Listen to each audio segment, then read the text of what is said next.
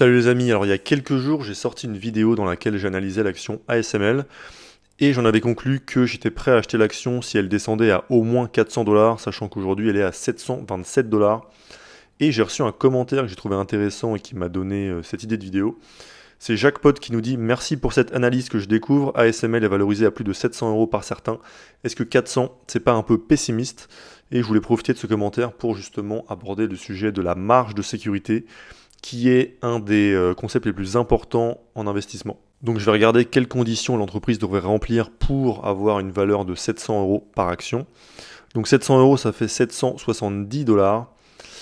Et donc il faudrait qu'on augmente la croissance à 14%. Donc l'entreprise ASML devrait avoir une croissance de 14% par an sur les 10 prochaines années.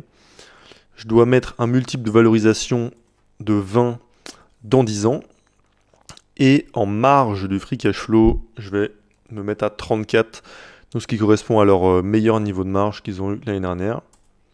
Et là, j'arrive à 751,2 $ pour une performance de 10% par an, ce qui du coup est égal à la performance moyenne d'un ETF S&P 500 à long terme. Donc 751,2 $, c'est le prix juste de l'action si on considère que l'entreprise va avoir 14% par an de croissance en moyenne sur les 10 prochaines années, qu'elle va avoir un multiple de 20, donc un PE ratio de 20 ou un price sur free cash flow de 20 dans 10 ans, et si on considère qu'elle va avoir en moyenne 34% de marge sur les 10 prochaines années, et que pour notre investissement, on attende une performance de 10% par an. Mais là, on a déjà un problème, c'est que 10% c'est la performance annuelle moyenne du marché américain, et qu'on peut avoir en achetant simplement un ETF, et donc sans avoir à faire d'analyse. Donc si on choisit nos propres actions, on ne veut pas faire 10%, on veut faire plus. Et donc on va plutôt vouloir regarder des performances de au moins 12%. Et donc là, pour faire 12% avec ces estimations-là, il faudrait l'acheter plutôt à 643 $, donc 100 $ en dessous. Et ensuite, il faut se demander quelle est la probabilité pour que ces estimations-là se réalisent. Donc on a 14% de croissance annuelle sur les 10 prochaines années en moyenne. Donc ça, c'est à peu près en ligne avec ce qu'ils ont fait sur la dernière décennie. Ensuite, un multiple de valorisation de 20 dans 10 ans.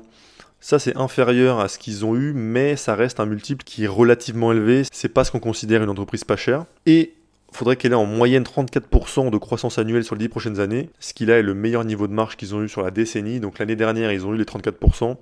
Mais leur moyenne sur les 5 dernières années est de 31% et la moyenne sur les 10 dernières années est de 25%. Donc on voit que ces trois estimations-là, elles sont possibles. C'est totalement possible que l'entreprise ait ces performances-là, mais ce sera en considérant que tout se passe sans encombre, que l'entreprise ait aucun pépin, donc qu'il n'y ait pas de problème macroéconomique qui affecte l'entreprise, qu'il n'y ait pas de problème par exemple lié au secteur, ou n'importe quel autre problème qui pourrait arriver et qu'on ne peut pas prévoir. Donc on n'a aucune marge de sécurité au niveau de ces estimations-là. Et en plus, si on ne prend pas de marge de sécurité au niveau de la performance voulue, en regardant par exemple un 12, 13 ou 14%, mais qu'on se contente d'un 10%, et bien en réalité, en achetant l'action aujourd'hui à 750 $, on prend un gros risque de sous-performer le marché. Là pour moi, on a plus de 50% de chance de faire moins bien que le S&P 500, et donc on n'a aucun intérêt à investir dans cette boîte à ce prix-là. Donc il vaut mieux la mettre juste dans sa watchlist et aller chercher des opportunités ailleurs, ou bien être patient et acheter l'action quand elle descend à un niveau intéressant.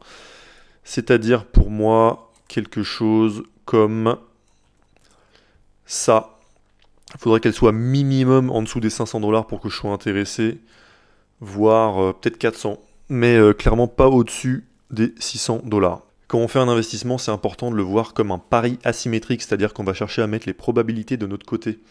Donc par exemple, si là on l'achète à 400 $ l'action, on pourrait se dire par exemple, déjà vu que l'entreprise est de qualité, qu'on a seulement 1% de chance de perdre tout notre argent. Et ensuite, par exemple, on pourrait se dire qu'on a 20% de chance de faire moins bien que le marché et les 79% de chance restants de faire mieux que le marché. Alors que si on l'avait acheté à 750 $, bah là on aurait toujours seulement 1% de chance de perdre tout notre argent puisque la qualité de l'entreprise reste la même. Par contre, pour moi, on aurait au moins 50% de chance de faire moins bien que le marché et donc maximum 49% de chance de faire mieux, et je pense même que la réalité est un peu moins positive que ça. Donc il y a une citation de Monish Pabrai qui illustre bien ce principe, c'est « pile je gagne et face je perds pas grand chose », donc c'est l'idée qu'il faut avoir quand on fait un investissement. Voilà, donc si vous voulez télécharger mon calculateur de valeur intrinsèque d'actions, donc ce qui permet de trouver le prix juste, vous pouvez cliquer sur le premier lien dans la description et on se retrouve pour une prochaine vidéo. A plus!